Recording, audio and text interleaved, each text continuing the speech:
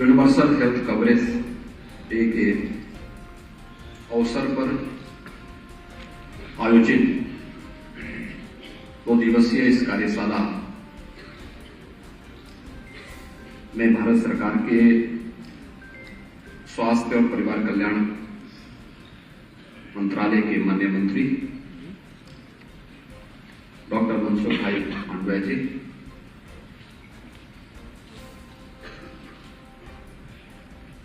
इस कार्यक्रम में उपस्थित विभिन्न राज्यों के माननीय स्वास्थ्य मंत्रीगण, मध्य प्रदेश से डॉक्टर प्रभुराम चौधरी जी, उत्तराखंड के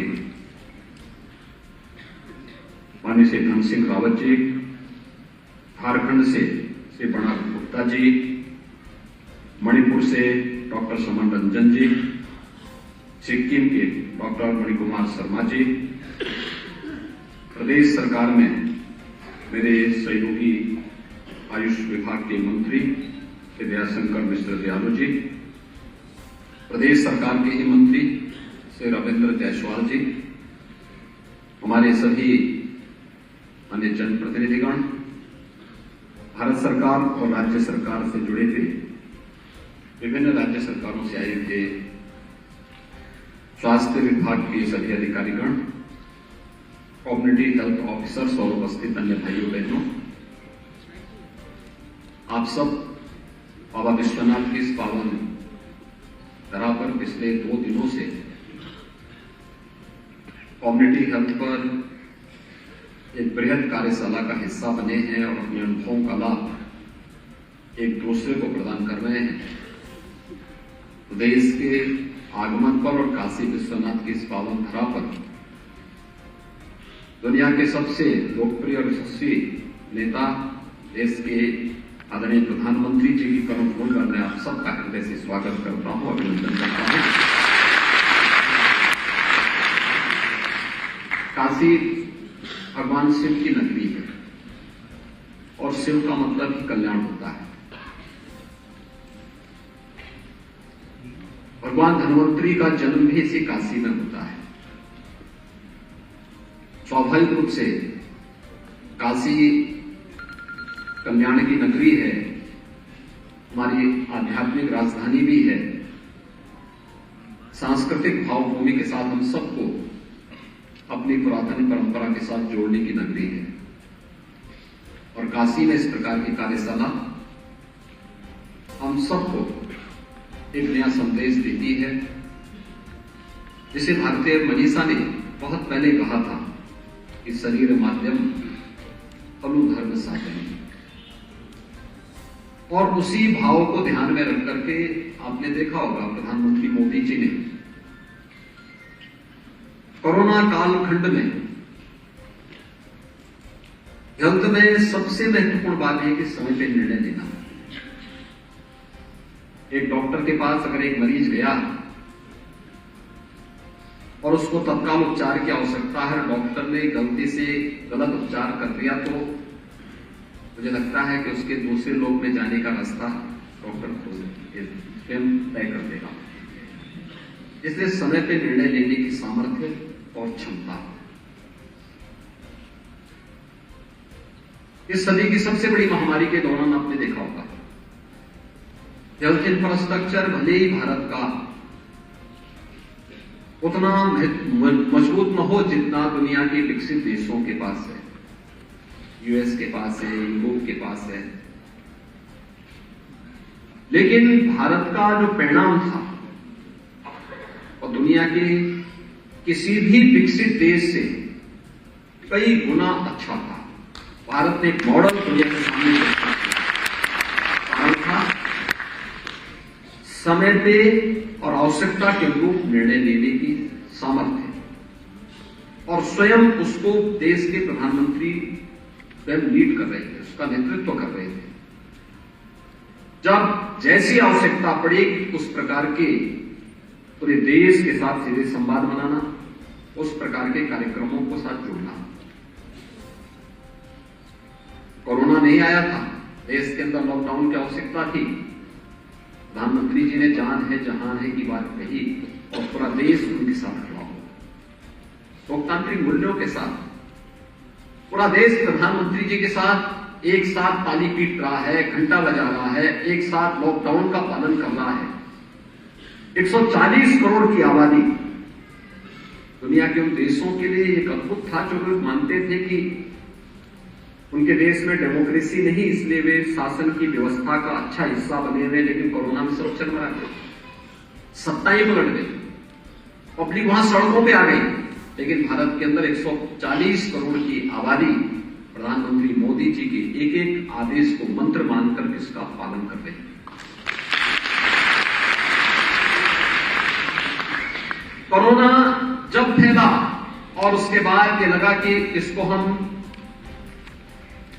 कुछ सावधानी बरत करके हमें सामान्य दिनचर्या को अब प्रभावित नहीं होने देना है, अन्यथा इतनी बड़ी आबादी को के सामने बहुत बड़ा भीषण संकट आएगा। तो उन्होंने जीवन भी और जीविका भी का एक नया मंत्र दिया। आपने देखा होगा उस समय सरकारी कार्यालय फिर से प्रारंभ हो गए, उद्योग धंधे कोविड हेल्प डेस्क की स्थापना करने के साथ प्रारंभ हो गए, सामान्य दिनचर्या प्रारंभ हुई। जहां सावधानी बरतनी थी वहां पर उस प्रकार के कार्यक्रम चलाए गए, अभियान चलता रहा। लेकिन जब सेकेंड वेव के दौरान उसने अपनी विकरालता दिखाई, उससे पहले ही प्रधानमंत्री जी ने पूरे देश के सभी मुख्यमंत्रियों को, सभी राज्यों से बात की कि हॉस्पिटल्स में इतनी जगह ला पाना कठिन होगा, जहां बीमार वहीं उपचार, और कम्युनिटी हेल्थ ऑफिसर्स की आवश्यकता उस समय भी हम सबको उसकी ताकत का एहसास हुआ था।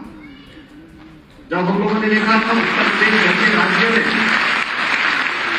हम लोगों ने 72,000 टीमें बनाई थी और हर टीम में 10 से 15 लोग थे, जिनमें आंगनबाड़ी भी थी, एएनएम भी थी, आशा वर्कर भी थी, और उनके साथ जनप्रतिनिधि भी जुड़े थे, ग्राम प्रधान जुड़े थे, पार्षदगण जुड़े थे, बाकी हेल्थ ऑफिसर्स भी उनके साथ सपोर्ट कर रहे थे, और गांव-गांव में जाकर के स्क्रीनिंग करने का काम। कितना बड़ा अभियान उस समय चला था, और परिणाम था कोविड प्रबंधन का बेहतरीन उदाहरण भारत देने में दुनिया के अंदर सफल था। भारत का यह मॉडल दुनिया ने सराहा। WHO जैसी संस्थाओं ने, यूनिसेफ जैसी संस्थाओं ने इसकी सराहना की। दुनिया की हर मंच ने इस बात को कि न केवल कोरोना प्रबंधन के लिए, बल्कि दुनिया के अंदर आज भी बहुत सारे देश ऐसे हैं जहां की सत्ताएं लड़खड़ा गई। कोविड ने वहां की अर्थव्यवस्था को बुरी तरह प्रभावित किया। भारत न केवल कोरोना का प्रबंधन बल्कि अपनी अर्थव्यवस्था को दुनिया के अंदर सबसे तेज गति के साथ आगे बढ़ाने वाले देश के रूप में आज उभरा है, और पूरी दुनिया के अंदर समय से निर्णय लेने की सामर्थ्य और टीम वर्क को आगे बढ़ाने के साथ इसके परिणाम भी उसी प्रकार से सामने आते हैं। भाइयों बहनों, क्या स्थिति थी हेल्थ की? हमारे पूर्वी उत्तर प्रदेश, और उत्तर प्रदेश की बात जब मैं करता हूं तो 38 जनपद हमारे ऐसे थे जहां पिछले आधी सदी से, लगभग आधी सदी से इंसेफ्लाइटिस नाम की एक बीमारी यहां के मासूमों को निकल रही थी। 40 वर्ष में इस बीमारी से उत्तर प्रदेश के अंदर 50,000 से अधिक मौतें हुई। ऐसा नहीं कि इंसेफ्लाइटिस के बारे में दुनिया के अंदर कहीं कार्य न हुआ। दुनिया के अंदर जापान ने 1905 में इसका वैक्सीन बना दिया था, लेकिन भारत में उस वैक्सीन को आने में 100 वर्ष लगे। 2006 में वह वैक्सीन पूर्वी उत्तर प्रदेश में आ पाया था, और फिर हम लोगों ने उस वैक्सीन को यहां पर उन मासूम बच्चों को देना प्रारंभ किया। लेकिन कोरोना कालखंड में आपने देखा होगा, कोरोना की आहट के साथ ही 9वें महीने में भारत ने 2 वैक्सीन विकसित कर दी थी और दुनिया की सबसे असरदार वैक्सीन भारत देने में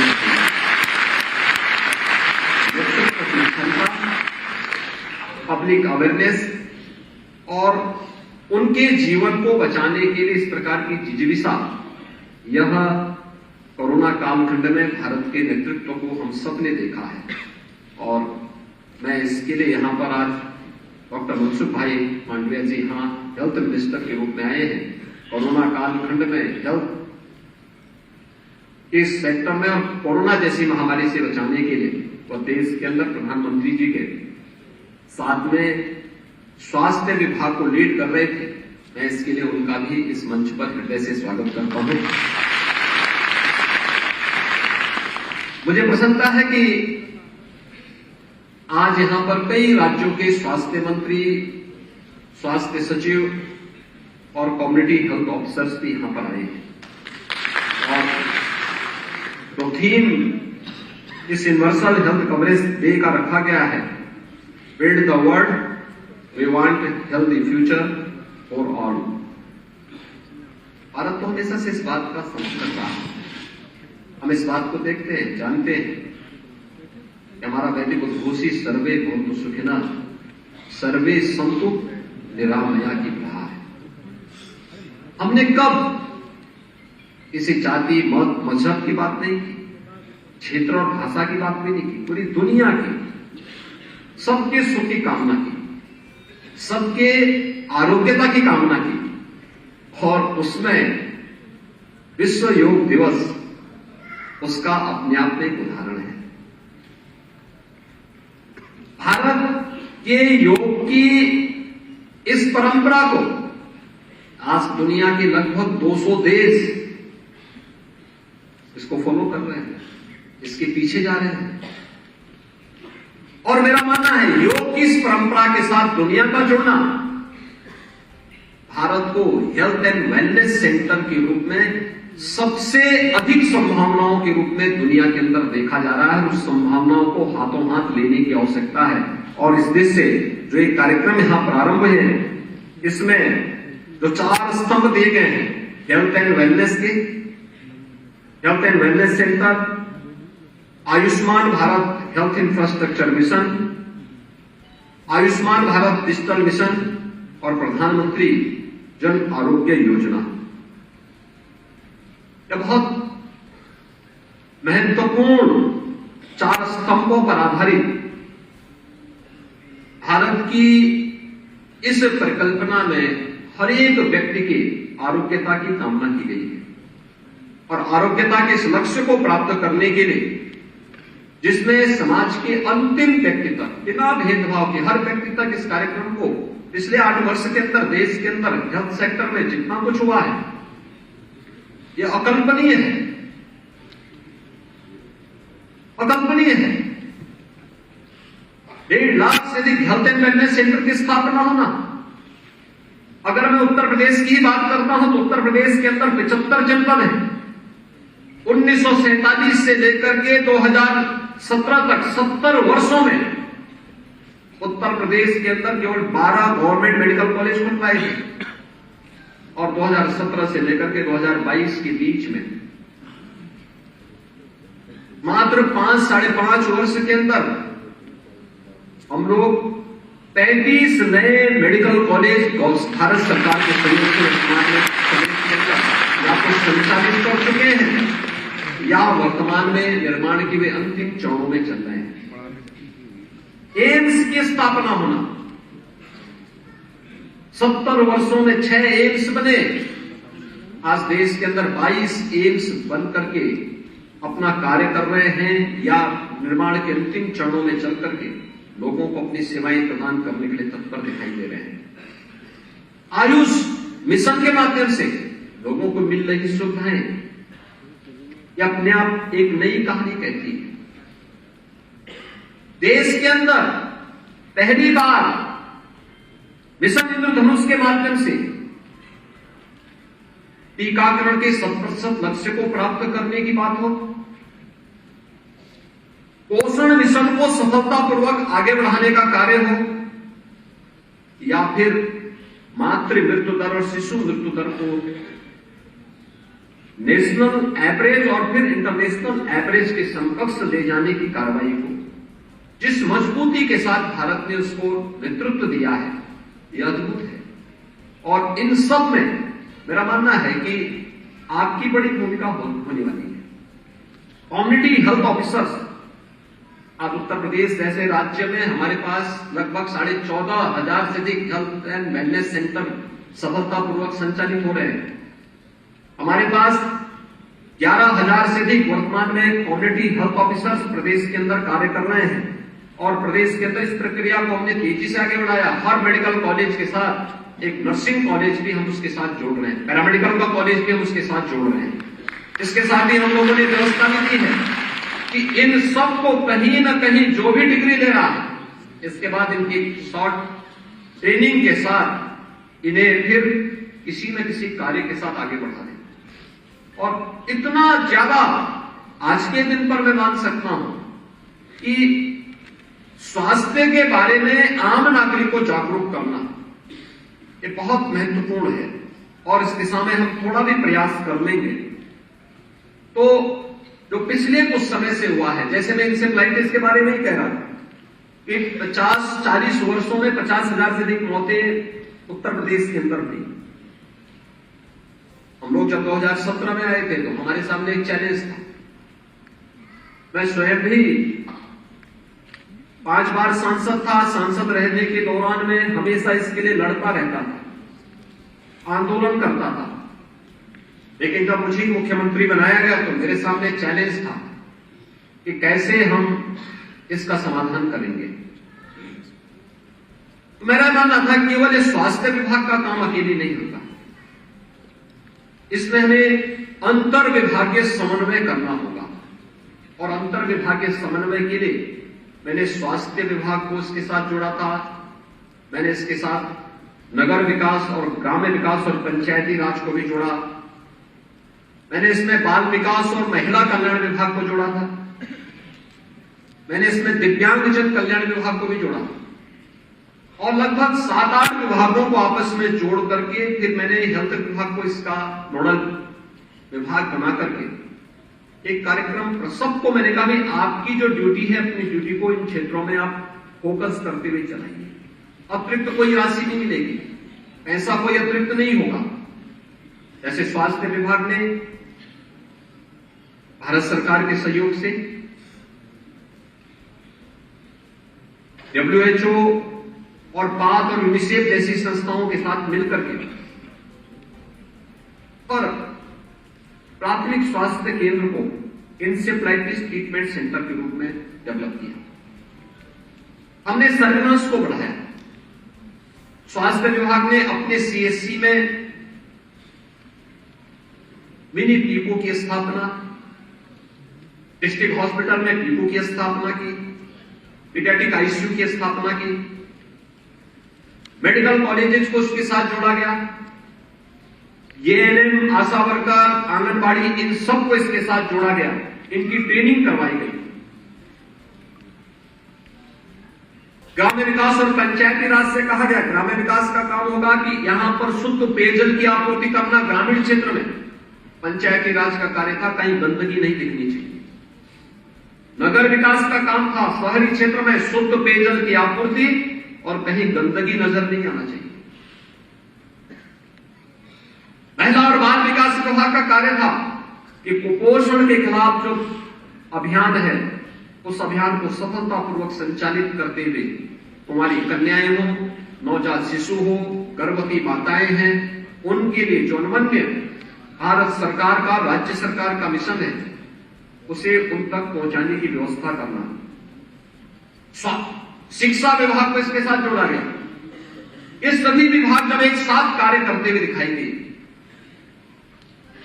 उत्तर प्रदेश के अंदर 1977 से लेकर 2017 तक जुलाई से लेकर नवंबर तक का माह ऐसा होता था कि हर व्यक्ति के अंदर उन 38 जनपदों में जहां इंसेफ्लाइटिस थी एक भय का माहौल होता था, पता नहीं कौन बच्चा इसकी चपेट में आ जाए। और आज जहां पर हर वर्ष 1200 से 1500, 2000 तक मौतें होती थी, आज मुझे आप सबको बताते हुए प्रसन्नता है कि आदरणीय प्रधानमंत्री जी के मार्गदर्शन में आज हम लोगों ने 95% से अधिक मौत को नियंत्रित कर दिया है। अब यहाँ पे पिछले 4 वर्ष के अंदर मौत के आंकड़े एकदम नीचे आ चुके हैं, एकदम हम उसको नियंत्रण करने के नजदीक पहुंच चुके हैं। परस्पर समन्वय, अंतर विभागीय समन्वय, आशा वर्कर, आंगनबाड़ी, एएनएम और कम्युनिटी हेल्थ ऑफिसर मिलकर के अगर कार्य करते हैं, हम अवेयरनेस के बहुत बेहतरीन कार्यक्रम को आगे बढ़ा सकते हैं। लोगों की दिनचर्या को एक सामान्य जागरूकता के कार्यक्रम के साथ जोड़ लें, उसमें कृत्रिमता ना हो, बहुत बड़ी समस्या का समाधान हो सकता है। और इंसेफ्लाइटिस का जो मॉडल था, फिर हम लोगों ने उत्तर प्रदेश के अंदर प्रधानमंत्री जी ने कोविड महामारी के दौरान भी इस कार्यक्रम को जोड़ा, तो हम लोगों ने उत्तर प्रदेश के अंदर उन सभी विभागों को मिलाकर के मैंने टीम 11 और टीम 9 का गठन करके फिर इस कार्यक्रम को ही आगे बढ़ाया और परिणाम फिर हम सबके सामने थे।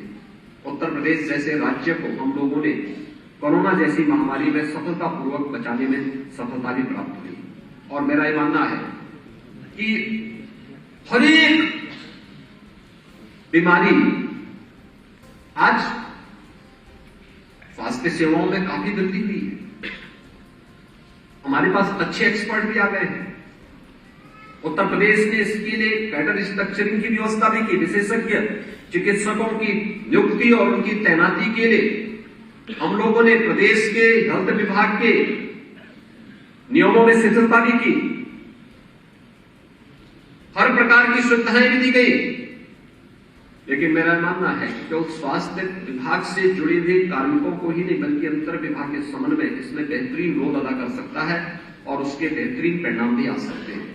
और मुझे विश्वास है कि इन 2 दिवसीय कार्यशाला के दौरान आप लोगों ने उन विभिन्न पक्षों को लेकर के कार्य किया होगा।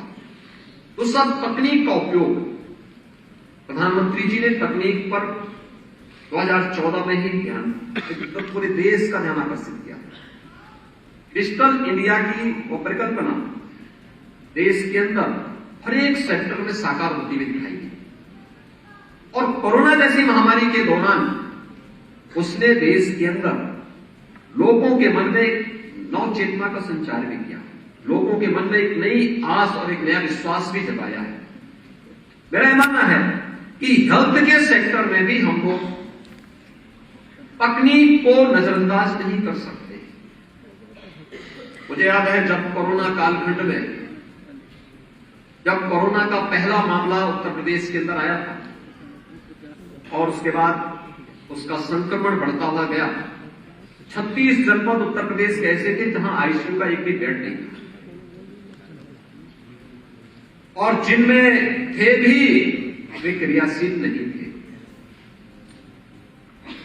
हमारे सामने चैलेंज था, भारत सरकार पैसा दे रही थी, वेंटिलेटर उपलब्ध करा रही थी,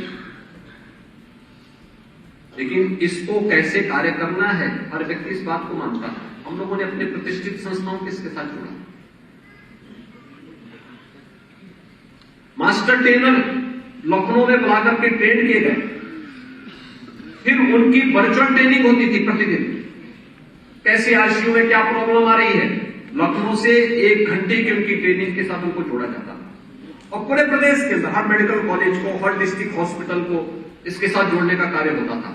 और आज उत्तर प्रदेश शासन इस निष्कर्ष पर पहुंच चुका है कि हमारे जितने भी प्राथमिक स्वास्थ्य केंद्र हैं, इन प्राथमिक स्वास्थ्य केंद्रों में अभी हो सकता है कि विशेषज्ञ चिकित्सक हमारे पास वहां पर उपलब्ध कराने की व्यवस्था न हो, क्योंकि इनकी संख्या लगभग हमारे पास 4600 है। हम लोग वहां पे हर सप्ताह एक आरोग्य मेला का आयोजन करते हैं। अच्छे विशेषज्ञ चिकित्सक वहां जाते हैं, वहां पर सभी प्रकार की केंद्र और राज्य से जुड़ी हुई जितनी भी हेल्थ स्कीम है उसका वहां पर हम लोग प्रदर्शन भी करते हैं आयुष्मान भारत जैसी योजनाओं के गोल्डन कार्ड बनाने का कार्य भी वहां पर करते हैं। टीकाकरण की कार्रवाई भी होती है। ट्यूबरक्लोसिस उन्मूलन के लिए चलाए जा रहे अभियान को भी वहां पर सफलतापूर्वक आगे बढ़ाया जाता है। अलग अलग प्रकार के स्टॉल लगते हैं और उसके बारे में विशेषज्ञ चिकित्सक भी बैठ करके लोगों को वहां पर स्वास्थ्य की सुविधाएं भी उपलब्ध कराती हैं। सब कुछ सारी सुविधाएं उपलब्ध कराते हैं। और हर एक जो आरोग्य मेला हमारा सप्ताह में रविवार के दिन प्रत्येक प्राथमिक स्वास्थ्य केंद्र में आयोजित होता है। राज्य के अंदर उन सभी आरोग्य मेलों में 3 से लेकर 5 लाख पेशेंट हर सप्ताह उसके माध्यम से भी देखे जाते हैं। उनका वहां पर सफलतापूर्वक उपचार भी होता है। उनको वहां पर केंद्र और राज्य सरकार की स्वास्थ्य सुविधाओं के साथ जोड़ा जाता है। लेकिन हम लोगों का ही मानना है सप्ताह में एक बार तो होता है। आगे के लिए हम लोगों ने एक प्रयास प्रारंभ किया कि हर हेल्थ एंड वेलनेस सेंटर में हम टेली कंसल्टेशन की सुविधा उपलब्ध करवाएंगे, टेली मेडिसिन की व्यवस्था। और इसके लिए हमारे हेल्थ एटीएम लग रहे हैं। वहां पर हर एक जगह हेल्थ एटीएम को लगाने की कार्रवाई सीएसआर से हमें काफी हेल्थ एटीएम उपलब्ध हुए हैं। हम लोग शासन के स्तर पर भी इस कार्रवाई को कर रहे हैं। मेरा मानना है बहुत शीघ्र सभी हमारे 4600 से अधिक प्राथमिक स्वास्थ्य केंद्र हेल्थ एटीएम के साथ जुड़ेंगे। हेल्थ एटीएम में 60 प्रकार की बीमारियों की जांच की सुविधा एक ही सेंटर पर उन्हें उपलब्ध होगी और उनको हम अपने हर मेडिकल कॉलेज के साथ में, डिस्ट्रिक्ट हॉस्पिटल के साथ में या एसटीपीसीआई, केजीएमयू जैसे प्रतिष्ठित संस्थानों के साथ जोड़ करके पूरे प्रदेश को हम इसके साथ जोड़ेंगे। तो हमने इसकी ताकत को समझा है। बहुत बड़ी ताकत है तकनीक में और तकनीक का उपयोग करके भी हम इसे बहुत अच्छे ढंग से आगे बढ़ा सकते हैं। इसमें हमें सावधानी यही रखनी पड़ेगी कि हेल्थ एटीएम जहां लगे वहां जो पैरामेडिक्स हो या जो नर्सिंग स्टाफ हो उसकी ट्रेनिंग इसके साथ करानी पड़ेगी, उसको इसके साथ ट्रेन करना पड़ेगा। और मेरा मानना है कि यह एक बेहतरीन उदाहरण साबित हो सकता है। पिछले 2 दिनों से आप लोगों ने जो भी यहाँ पे एक दूसरे के अनुभव से सीखा होगा, जाना होगा। अगर हर एक राज्य अगर उसे अपने यहां व्यावहारिक जीवन में भी उतारने का कार्य करेगा तो यह आदरणीय प्रधानमंत्री जी के उस विजन को जो उन्होंने इस कार्यक्रम के माध्यम से, इस थीम के माध्यम से, तो build the world we want healthy future for all, यानी सर्वे संतु निरामया के इस भाव को हम वास्तविक जीवन में उतारने में सफल होंगे। आप सब काशी में पधारे। मैं एक बार फिर से आदरणीय प्रधानमंत्री जी की इस कर्म भूमि पर बाबा विश्वनाथ के इस पावन धाम में आप सबका एक बार फिर से हृदय से स्वागत करता हूं। और मुझे विश्वास है कि आप काशी विश्वनाथ धाम का दर्शन अवश्य किए होंगे। आपने देखा होगा, काशी विश्वनाथ धाम का दर्शन करें, काशी को देखें। काशी में अगर आपने इससे पहले 8 वर्ष पहले आए होंगे तो काशी की संकरी गलियां आज आपको 2 लेन और 4 लेन में नजर आ रही हैं। काशी के लटकते हुए झूलते हुए तार, काशी के लटकते हुए झूलते हुए तार आज आपको गायब नजर आ रहे होंगे। काशी एक स्मार्ट सिटी के रूप में आगे बढ़ रही है।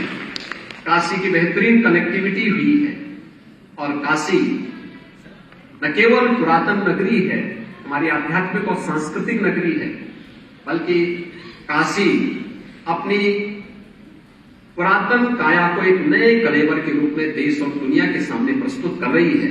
आप सब काशी विश्वनाथ धाम का दर्शन अवश्य करेंगे इस विश्वास के साथ। आप सबके शुभकामनाएं। धन्यवाद। जय हिंद। भारत माता की। जीवनदीप एकेडमी गुरुकुलम विद्यालय के वार्षिकोत्सव के इस शुभ अवसर पर एवं बाल गुरुकुलम उद्घाटन के अवसर पर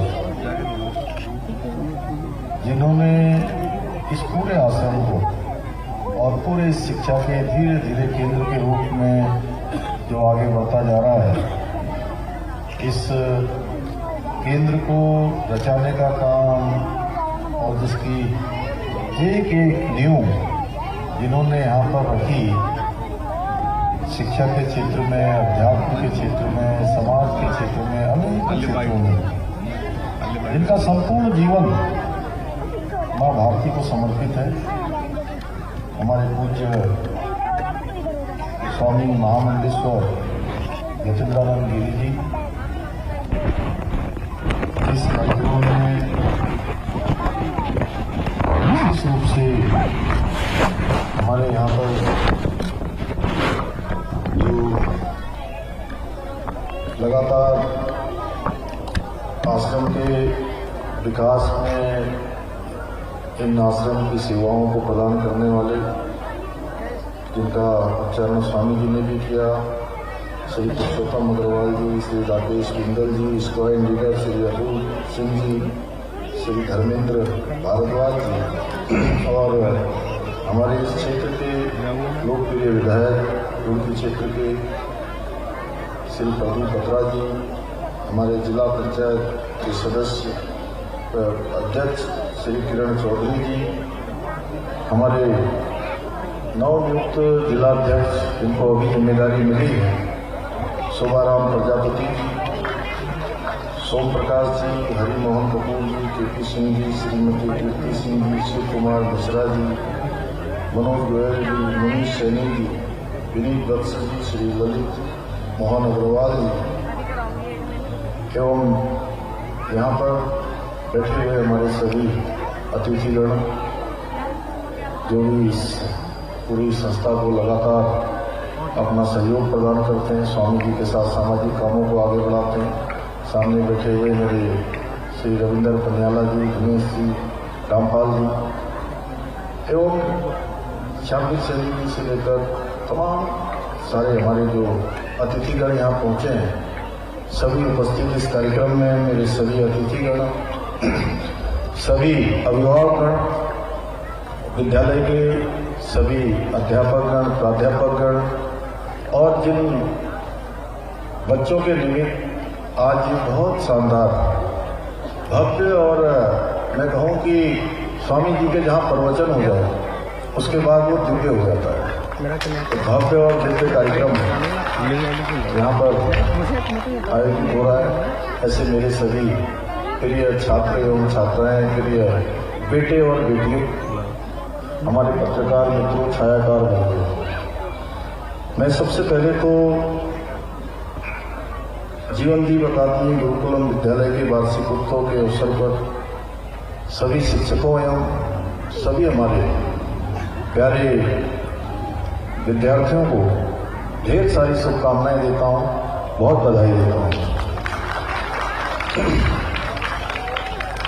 मैं स्वामी पूज्य स्वामी जी का बहुत आभारी हूं कि आज उन्होंने मुझे अत्यधिक ऐसा कार्यक्रम था कि उसको व्यवस्थित करना बहुत कठिन था, लेकिन आपका आदेश भी था, आग्रह भी था। और वैसे तो स्वामी जी हमेशा मुझे एक छोटे भाई के नाते, एक अपने विद्यार्थी के नाते हमेशा मेरा मार्गदर्शन करते हैं, लेकिन आज स्वामी जी ने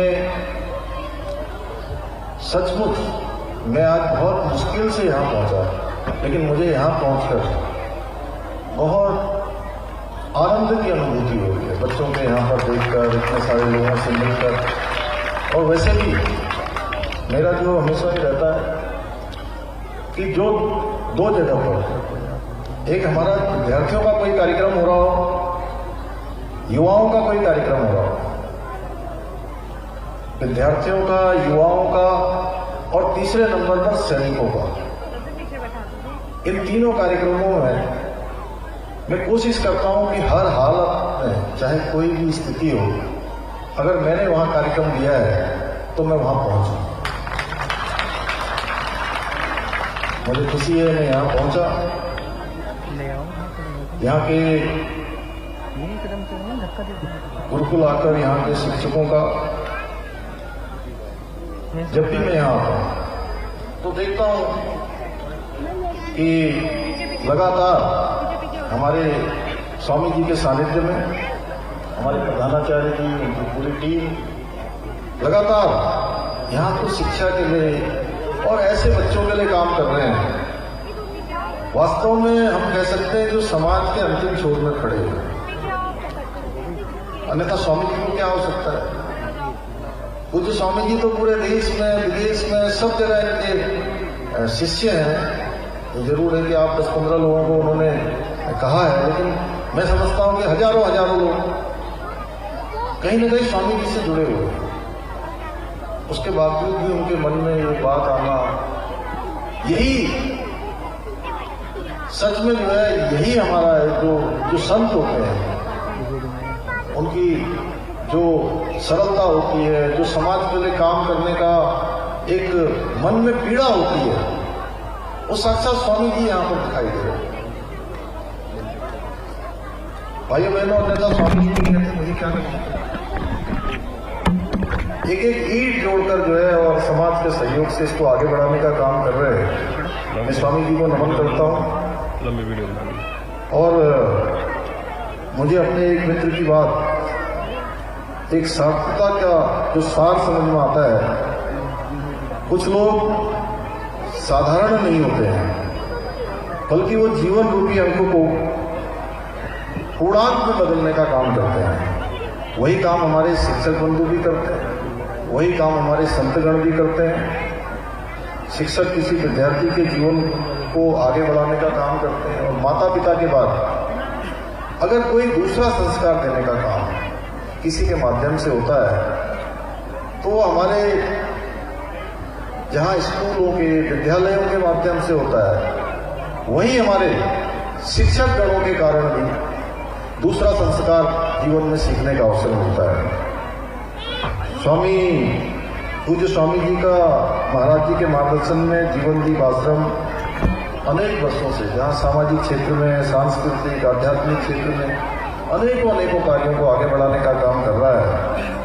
और मुझे यह भी पता लगा पिछली बार जब मैं आया कि आश्रम द्वारा जरूरतमंद लोगों को सुबह और शाम निःशुल्क जो है उनको प्रसाद वितरण का भी कार्य यहाँ पर किया जाता है। और जितने स्वामी जी जब बोल रहे थे, मुझे बता रहे थे, मैंने उनसे पूछा, जब वो मेरे पास वैसे तो अक्सर आते हैं, लेकिन एक दिन कह रहे थे कि एक विशेष काम के लिए आया, तो मैंने सोचा कौन सा विशेष काम स्वामी जी कहने वाले हैं, क्योंकि कभी ऐसी बात करते नहीं है। तो बोले आज विशेष काम यह है कि एक जो सामान्य परिवारों के बच्चे हैं, उन बच्चों का जो जीवन दीप हमारा यहाँ पर विद्यालय चलता है, उसका वार्षिक उत्सव है, उसमें आपको जरूर आना है। तो मुझे तब जब उन्होंने पूरी बात बोल दी, तब मुझे पता लगा कि स्वामी जी ये काम कह रहे हैं, और मैंने भी हाँ बोल दी उसको। और मुझे भी पता था कि आने में जो है उस दिन इस प्रकार की स्थिति पैदा हो जाएगी, लेकिन वो कहते हैं रघुकुल रीत सदा चली आई बचन, प्राण जाए पर बचन न जाए। तो आज स्वामी जी के आशीर्वाद से ये वचन पूरा हो गया। मैं अपने आप को धन्य मानता हूँ। और जो यहाँ पर गुरुकुलम के माध्यम से आर्थिक रूप से कमजोर बच्चों को निःशुल्क शिक्षा देने का पुण्य काम किया जा रहा है, उसके लिए मैं सभी की बहुत प्रशंसा करता हूँ। मुझे पूरा विश्वास है कि पूज्य स्वामी जी जैसे पूज्य संत के मार्गदर्शन में जो भी बच्चे गुरुकुलम से निकलेंगे, वो निश्चित रूप से अनेकों क्षेत्रों में जाकर जहां अपने माता पिता का नाम रोशन करेंगे, विद्यालय का नाम रोशन करेंगे, हमारे इस रुड़की क्षेत्र का, हमारे प्रदेश का और देश का नाम रोशन करेंगे। समाज को समृद्ध बनाने की दिशा में निश्चित रूप से कार्य करेंगे। मैं प्यारे विद्यार्थियों से कहना चाहता हूं कि हमारा देश भारतवर्ष प्राचीन काल से ही विश्व गुरु रहा है। जब पूरी दुनिया के लोग शिक्षा के बारे में नहीं जानते थे, तब भी हमारे देश के अंदर नालंदा और तक्षशिला जैसे विश्वविद्यालय हुआ करते थे। भारत विश्व गुरु रहा है, सोने की चिड़िया भारत को कहा जाता रहा है। आज ये नया भारत एक भारत श्रेष्ठ भारत की कल्पना लेकर माननीय प्रधानमंत्री नरेंद्र मोदी जी के नेतृत्व में पुनः विश्व गुरु में अपने उसी स्थान को प्राप्त करने के लिए पूरी शक्ति के साथ हर क्षेत्र में काम हो रहा है। चाहे वो शिक्षा के क्षेत्र में निरंतर विकास की बात हो, नई शिक्षा नीति जो आई है, नई शिक्षा नीति के माध्यम से तमाम प्रकार से आज हमारे नौनिहालों के जीवन में, विद्यार्थियों के जीवन में, उच्च शिक्षा के क्षेत्र में एक नवाचार, नई क्रांति, हर प्रकार से कौशलम है, अन्य प्रकार की जो उसमें चलने वाली शिक्षा है, सभी प्रकार से एक छात्र को परिपूर्ण करने का काम नई शिक्षा पद्धति में किया गया है। हमारे लिए गर्व की बात है कि हमारे प्रदेश के अंदर भी नई शिक्षा नीति को लागू किया गया है और कम संसाधनों के बाद, भौगोलिक परिस्थितियां कठिन होने के बाद भी उत्तराखंड राज्य ने नई शिक्षा नीति को लागू करने का निर्णय लिया और एक अच्छी शिक्षा, गुणवत्तापूर्ण शिक्षा प्रदान करने के लिए हम प्रतिबद्ध हैं। मैं माननीय प्रधानमंत्री मोदी जी का अभिनंदन करना चाहता हूं आप सबके समक्ष कि G20 जो देश, जो दुनिया के 20 प्रमुख देश हैं, उनका जो समूह है G20, उस G20 की अध्यक्षता का भी इस वर्ष हमारे देश को यह अवसर मिलने जा रहा है। माननीय प्रधानमंत्री जी की लीडरशिप में जो दुनिया की जो जीडीपी है, टोटल जीडीपी का 85% जो जीडीपी को संचालित करने वाले देश हैं, ऐसे 20 देश हमारी भारत की भूमि पर आने वाले हैं। उनके सारे प्रतिनिधि यहाँ आने वाले हैं। उसके साथ साथ 9 अन्य ऐसे देश जो इनवाइटी के रूप में वह भी भारत आने वाले हैं। कुल मिलाकर 29 देश हो जाएंगे और 15 दुनिया के बड़े संस्थान, वह संस्थान भी भारत की भूमि पर आएंगे और अगले 1 साल के अंदर पूरे भारत के अंदर दुनिया के इन 29 देशों से विभिन्न समूहों के प्रतिनिधि, विभिन्न समूहों के डेलीगेट्स, विभिन्न समूहों के विशेषज्ञ, जिन्होंने अनेकों क्षेत्रों में अपने देशों की तरफ से विशिष्टताएं प्राप्त की हैं, जो विशेषज्ञ हैं, वह सब भारत में आएंगे और भारत की भूमि को समझने का काम करेंगे।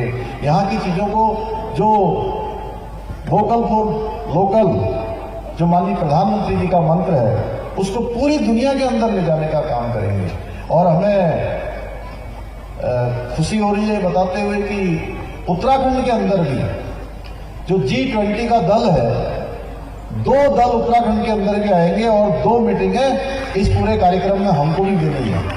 उत्तराखंड के अंदर भी 25, 26 और 27 मई को, 23, 24 और 25 जून में 2 हमारे यहाँ भी बड़ी उनकी बैठकें यहाँ होने वाली हैं। उसमें हम उत्तराखंड राज्य की तरफ से भी बहुत सारे जो हमारे यहाँ के लोकल उत्पाद हैं, यहाँ की जो विशिष्टताएं हैं, जो मातृशक्ति के क्षेत्र में जो काम हमारे यहाँ एक बेस्ट प्रैक्टिस के रूप में, अच्छे कामों के रूप में जो जानी जाती हैं, वो सभी जो है पूरे विश्व के अंदर जाएंगे।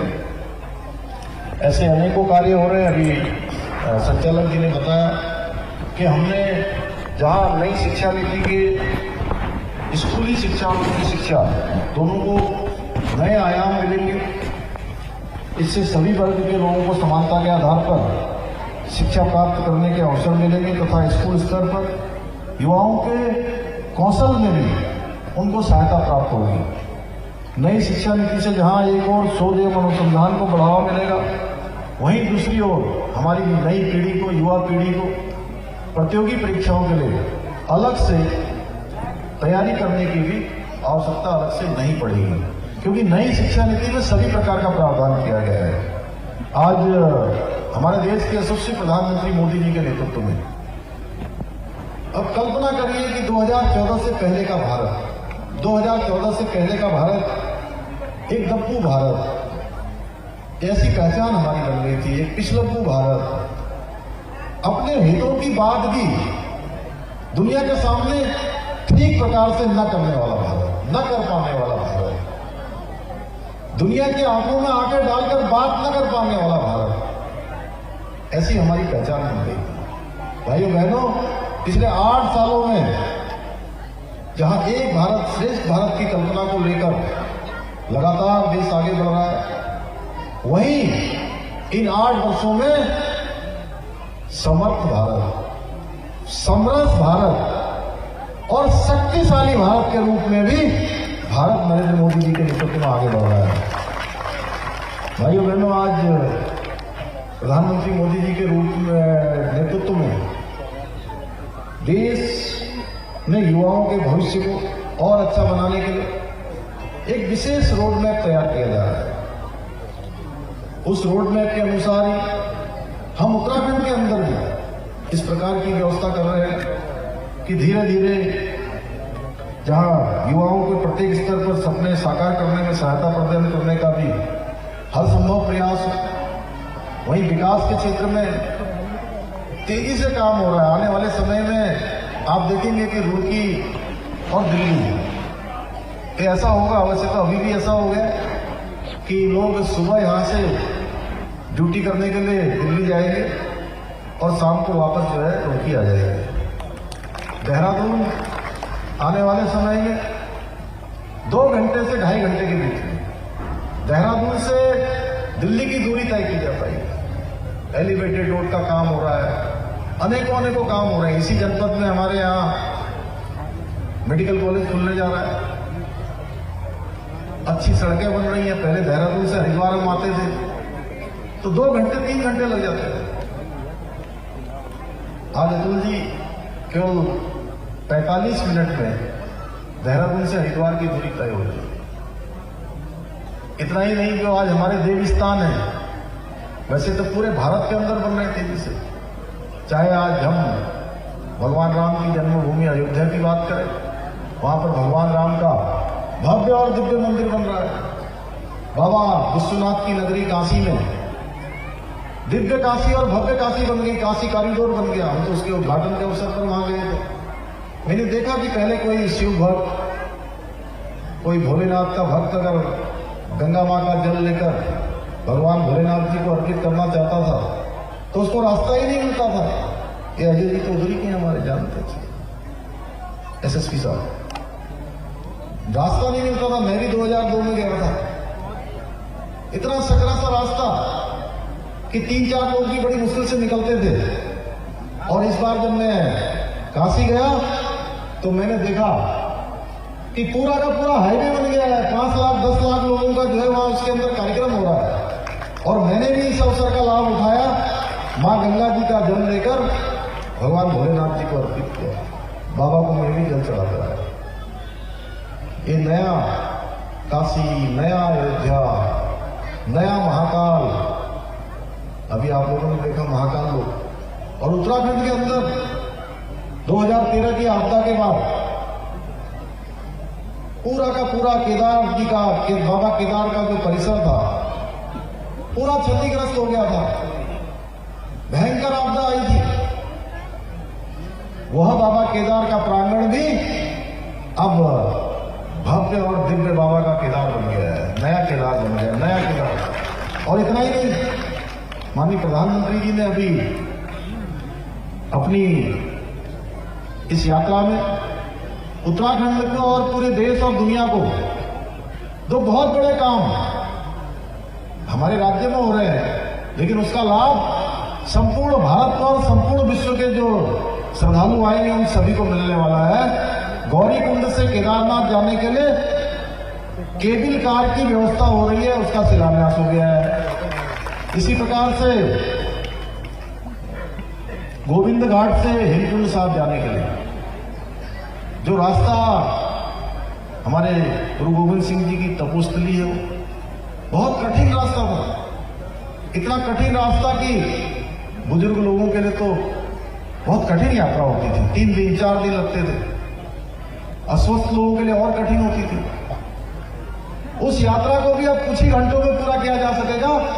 जो 16 किलोमीटर की यात्रा है उसके लिए भी वहां पर केबल कार की और लिफ्ट की जो है जो रोपवे है उसका भी शिलान्यास माननीय प्रधानमंत्री जी ने कर दिया है। मैं प्रधानमंत्री जी का धन्यवाद करना चाहता हूँ। चारों धामों जाने के लिए सड़क तेजी से बन रही है, हर क्षेत्र में तेजी से अब काम हो रहा है।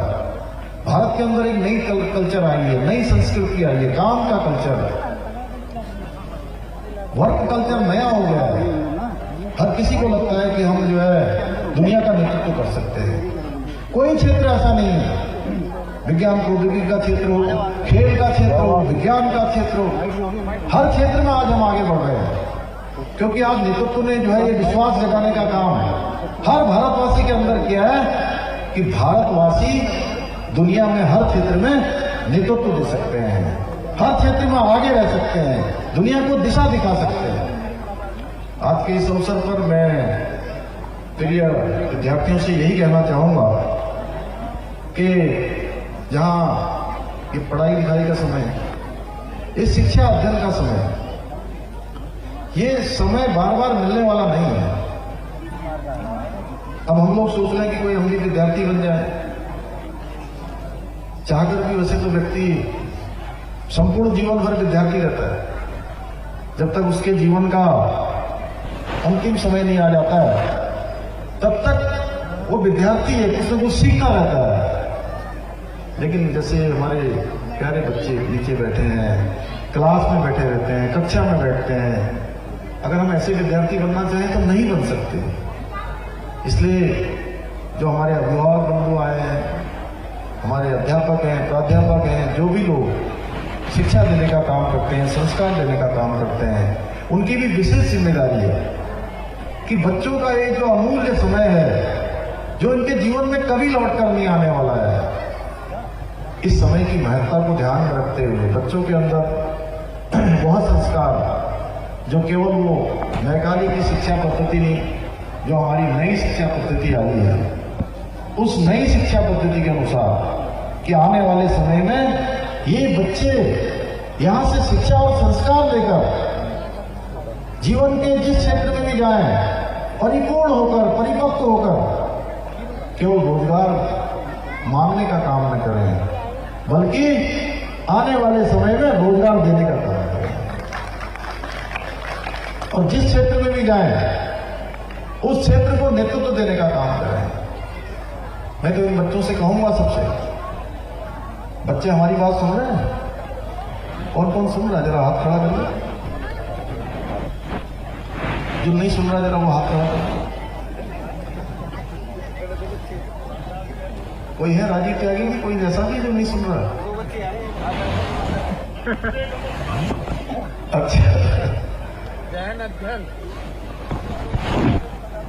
अरे जो नहीं सुन रहा जरा वो हाथ खड़ा कर दो एक बार। कोई बच्चा ऐसा है, कोई बेटा बेटी जो हमारी बात नहीं सुन रहा है? कोई नहीं है, सभी सुन रहे हैं? तो ठीक है, सभी सुन रहे हैं तो ताली बजा दो।